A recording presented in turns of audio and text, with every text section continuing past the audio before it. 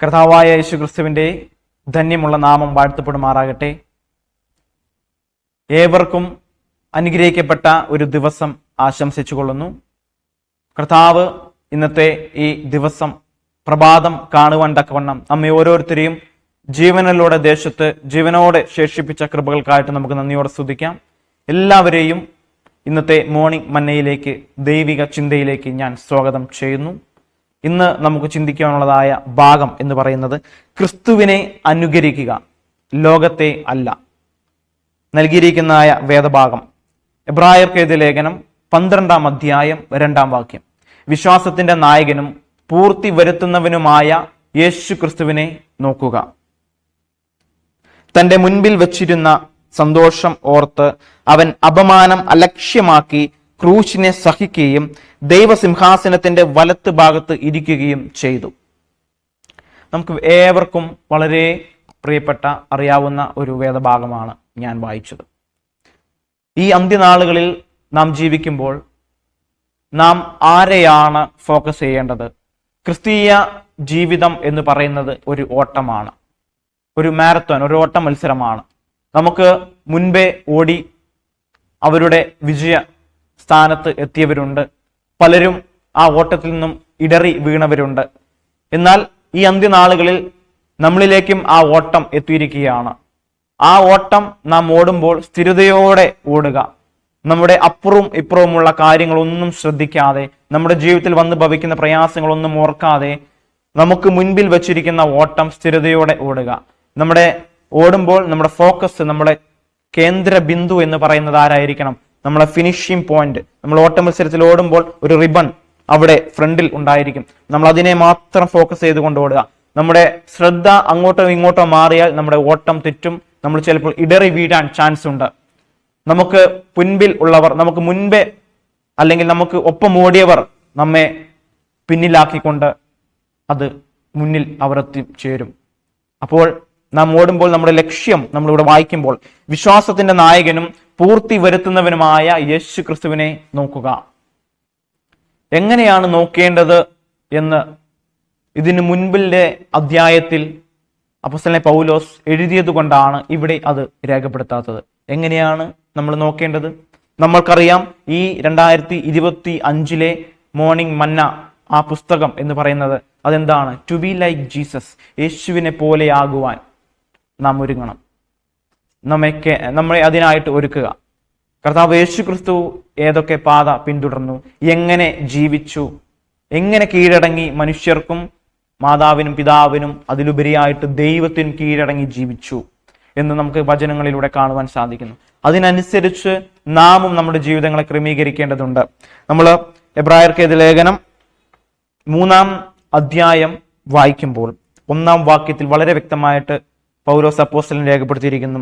അതുകൊണ്ട് വിശുദ്ധ സഹോദരന്മാരെ, സ്വർഗീയ വിളിക്ക് ഓഹരിക്കാരായുള്ളവരെ, നാം സ്വീകരിച്ചു പറയുന്ന അപ്പോസ്തലനും മഹാപുരോഹിതനുമായ യേശുവിനെ ശ്രദ്ധിച്ച് നോക്കുവിൻ.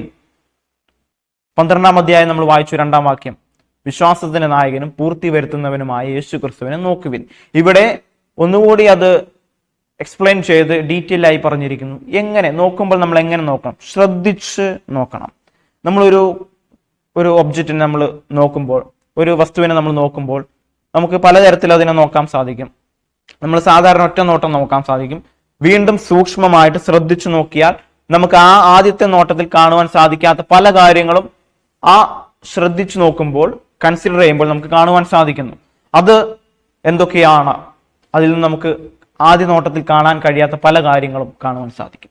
ഇവിടെ യേശു ക്രിസ്തുവിനെ മഹാപുരോഹിതനും നമ്മുടെ രക്ഷിതാവുമായ കർത്താവ് യേശു ക്രിസ്തുവിനെ നമ്മൾ ശ്രദ്ധിച്ചു നോക്കുമ്പോൾ നമുക്ക് യേശു ക്രിസ്തുവിൽ കാണുവാൻ കഴിയുന്ന ഒരു കാര്യം അവിടെ രേഖപ്പെടുത്തിയിട്ടുണ്ട്. പല കാര്യങ്ങളുണ്ട്.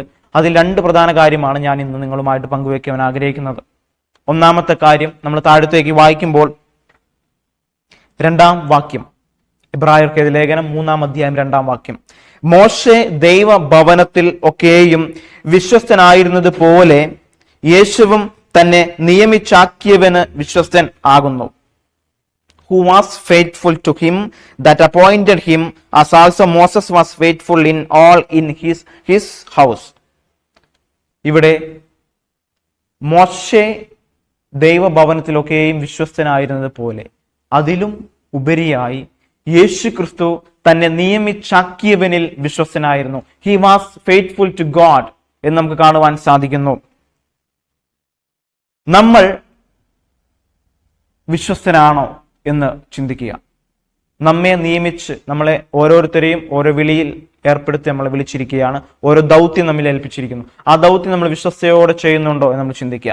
നമ്മൾ ദൈവത്തോട് വിശ്വസ്തന്മാരാണോ എന്ന് നാം ചിന്തിക്കുക.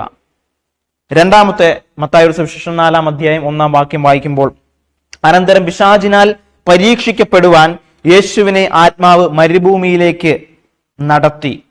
Then was Jesus led up of the Spirit എന്ന് കാണുവാൻ സാധിക്കുന്നു. ആത്മാവിനാൽ നയിക്കപ്പെടുന്ന ഒരു ജീവിതം കർത്താവായ യേശു ക്രിസ്തുവിന്റെ ജീവിതത്തിൽ ഉണ്ടായിരുന്നു. എവിടെയായാലും പരിശുദ്ധാത്മാവിന്റെ ഒരു നടത്തിപ്പ് യേശു ക്രിസ്തുവിന്റെ ജീവിതത്തിൽ പബ്ലിക് മിനിസ്ട്രിയിലുടനീളം ഉണ്ടായിരുന്നതായിട്ട് കാണുവാൻ സാധിക്കുന്നു. നമ്മുടെ ജീവിതത്തിൽ അത്തരത്തിലുള്ള ഒരു നടത്തിപ്പുണ്ടോ? പരിശുദ്ധാത്മാവിന്റെ നടത്തിപ്പിലാണോ നാം ഓരോരുത്തരും ആയിരിക്കുന്നത്? പ്രത്യേകിച്ച് ഈ അന്ത്യനാളുകളിൽ, അന്ത്യനിമിഷങ്ങളിൽ. ഇല്ല എങ്കിൽ നാം നമ്മെ തന്നെ പൂർണ്ണമായും ദൈവകരങ്ങളിൽ സമർപ്പിക്കുക. പരിശുദ്ധാത്മാവിന് വേണ്ടി നിരന്തരം യാചിച്ചു കൊണ്ടിരിക്കുക. അത് ഒരിക്കൽ കിട്ടിയാൽ അത് എന്നേക്കും നിലനിൽക്കുന്ന ഒന്നല്ല. അത് കുറഞ്ഞുകൊണ്ടിരിക്കും. ആ കുറയുന്ന അനുഭവം നമ്മൾ മനസ്സിലാക്കി നമ്മൾ വീണ്ടും വീണ്ടും യാചിക്കുക. കർത്താവ് അത് നമുക്ക് നൽകി തരും. 2 കാര്യങ്ങൾ നാം ചിന്തിച്ചു. യേശുവിനെ പോലെ ആകുവാൻ ഒരുപാട് കാര്യങ്ങളുണ്ട്. യേശുവിനെ ഫോളോ ചെയ്യുക, യേശു ജീവിച്ചതുപോലെ നമ്മൾ ജീവിക്കുക. അങ്ങനെ യേശു ജീവിച്ചതുപോലെ ജീവിക്കുവാൻ നമുക്ക് കഴിയുന്നില്ലെങ്കിലും ദൈവത്തോട് പ്രാർത്ഥിച്ച് എപ്പോഴും ദൈവമായിട്ടുള്ള ബന്ധത്തിലാണെങ്കിൽ ദൈവം തീർച്ചയായും നമ്മെ നടത്തും. ഒന്നാമത്തെ, his life led by the holy spirit. കർത്താവ് യേശു ക്രിസ്തുവിന്റെ ജീവിതം ആത്മാവിനാൽ നയിക്കപ്പെട്ട ഒരു ജീവിതമായിരുന്നു. അതുപോലെ രണ്ടാമത്തത്, തന്നെ നിയമിച്ചാക്കിയവനിൽ അല്ലെങ്കിൽ ദൈവത്തിൽ യേശു ക്രിസ്തു വിശ്വസ്തനായിരുന്നു. മോശെ ദൈവഭവനത്തിൽ വിശ്വസ്തനായിരുന്നത് പോലെ നാമും നമ്മെ നിയമിച്ചാക്കിയവനിൽ വിശ്വസ്തനാണോ എന്ന് നമ്മൾ ചിന്തിക്കാം. നമ്മുടെ മാതാപിതാക്കന്മാരോട് നമ്മൾ വിശ്വസ്തനാണോ? നമ്മുടെ സമൂഹത്തിൽ നാം വിശ്വസ്തന പാലിക്കുന്നുണ്ടോ? നമ്മുടെ സഭയിൽ നാം വിശ്വസ്തന പാലിക്കുന്നുണ്ടോ? നമ്മുടെ ബന്ധുമിത്രാദികൾക്കിടയിൽ, നമ്മുടെ ചർച്ചക്കാർക്കിടയിൽ, കൂട്ടുകാർക്കിടയിൽ നമ്മൾ വിശ്വസ്തത പാലിക്കുന്നുണ്ടോ? നല്ലവനും വിശ്വസ്തനുമായ ദാസനെ, നീ അല്പത്തിൽ വിശ്വസ്തനായിരുന്നു, ഇനി ഞാൻ അധികത്തിൽ വിചാരകനാക്കും എന്ന് പറഞ്ഞതായ ആ വാക്തത്വം നമ്മിൽ വ്യാപരിക്കുന്നതിന് വേണ്ടി നാം വിശ്വസ്തനായിട്ട് നിലകൊള്ളുക. പരിശുദ്ധാത്മാവിന്റെ നടത്തിപ്പിൽ നമ്മൾ ഓരോരുത്തരുമായിരിക്കുക. അതിനായിട്ട് ദൈവം നമ്മെ ഓരോരുത്തരും സഹായിക്കുമാറായിട്ടെന്ന് പ്രാർത്ഥിക്കുന്നു. നമുക്ക് ഒരു നിമിഷം കണ്ണുകളടച്ച് പ്രാർത്ഥിക്കാം. ഞങ്ങളെ സ്നേഹിക്കുന്ന നല്ല ദൈവമേ, സ്വർഗ്ഗസ്ഥ പിതാവേ, അനുഗ്രഹിക്കപ്പെട്ട നല്ലൊരു പ്രഭാതം കണ്ടുകൊണ്ടുവരുവാൻ തക്കൊന്ന് സഹായിച്ചു. അടിയങ്ങളെ കേൾപ്പിച്ച് നല്ല ചിന്തയ്ക്കായി നന്ദിയോടെ സ്തുതിക്കുന്നു. അടിയനെ ഇന്ന് കേട്ടതായ എല്ലാ ദൈവമക്കളെയും കർത്താവ് ധാരാളമായി അനുഗ്രഹിക്കണം. ഓരോ വ്യക്തിപരമായ ജീവിതങ്ങളെയും കർത്താവ് എടുത്ത് ഉപയോഗിക്കുവാൻ പ്രാർത്ഥിക്കുന്നു. അങ്ങ് കർത്താവ് വിശ്വസ്തനായിരുന്ന പോലെ അടിയങ്ങൾ വിശ്വസ്തത പാലിക്കുവാനായിട്ട് അടിയങ്ങളെ സഹായിക്കണം. ആത്മാവിനുള്ള ഒരു നടത്തിപ്പ് അടിയങ്ങൾ ഓരോരുത്തരും ഉണ്ടാകുവാൻ സഹായിക്കണം പ്രാർത്ഥിക്കുന്നു. ഈ അന്ത്യനാളിൽ വിശ്വസ്തയോടെ നിലനിൽക്കുവാൻ തക്കവണ്ണം അടിയങ്ങളെ സഹായിക്കണം. പ്രാർത്ഥന കേട്ടിരിക്കാൻ സ്തോത്രം. യേശു ക്രിസ്തുവിന്റെ നാമത്തിൽ തന്നെ ആമേൻ. ദൈവം നിങ്ങളെല്ലാവരും അനുഗ്രഹിക്കട്ടെ. God bless you all. നല്ലൊരു ദിവസത്തിന്റെ ആശംസ നേർന്നുകൊള്ളുന്നു. ആമേൻ.